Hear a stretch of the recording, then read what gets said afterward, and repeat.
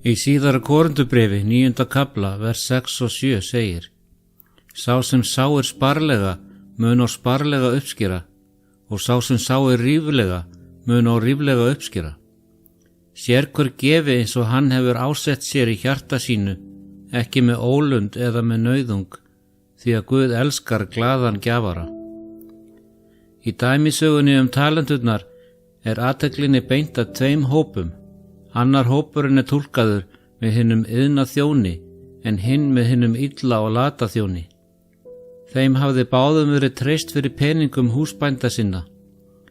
Annar tók til starfa af einlægni, leitaði eftir tækifærum til að nota þá gjöf sem honum hafði verið treyst fyrir, á þann hátt að aðrir hlytu blessun og hagnað af.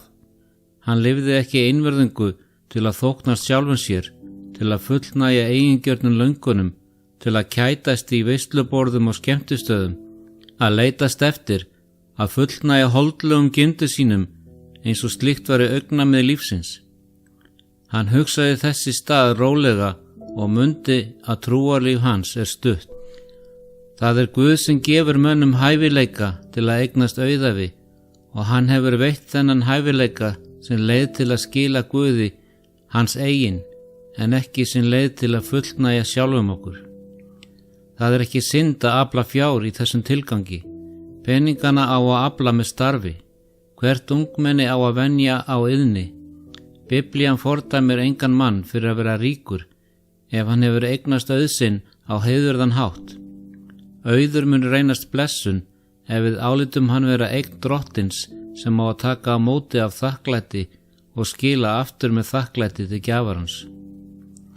Peningar hafa mikið gildi vegna þess að þeir geta gert mikið gott. Í höndum barna Guðs eru þeir fæða hungruðum, drykkur þyrstum og klæði nöktum. Þeir eru vörn kúguðum og tæki til hjálpar sjúkum. En peningar eru ekki verðmeiri en sandur, nema þeir séu notaðir til að sjá fyrir nauðþyrstum lífsins, til blessunar öðrum og til útbreiðslu málefni Krists.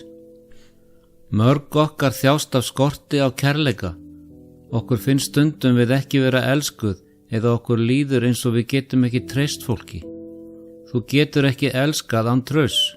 Þú verður fyrst að treysta til að elska.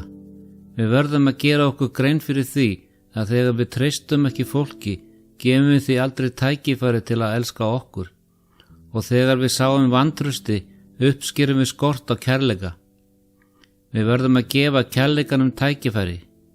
Sérhvert samband sem þú myndar og hver manneskja sem þú ákveður að hleypa inn í líf þitt verður fyrst að treysta og síðan getur kærleikurinn fæðst út frá því.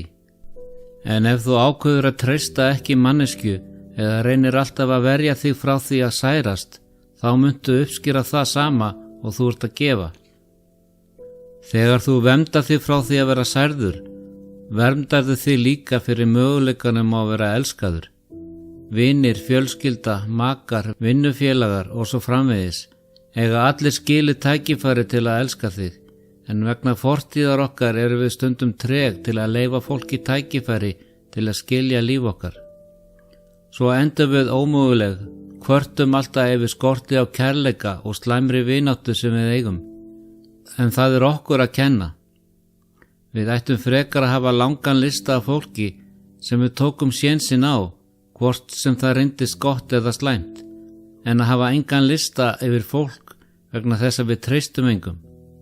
Fortið þín er framtíð þín. Þú verður að komast fram hjá henni og leyfa fólki að elska þig. Þú getur ekki bara kvartað yfir skorti á kærleika sem þú hefur án þess að sá kærleika. Ef þú sáir ekki kærleika, muntu ekki uppskera kærleika. Og ef þú treystir ekki fólki og segir hluti eins og allir er á móti mér eða enginn elskar mig, þá uppskerðu einmitt það sem þú sáir úr munni þínum. Þú hefur það sem þú segir og skortur á kærleika og góðum samböndum kemur frá orðum þínum og vantrausti á öðrum.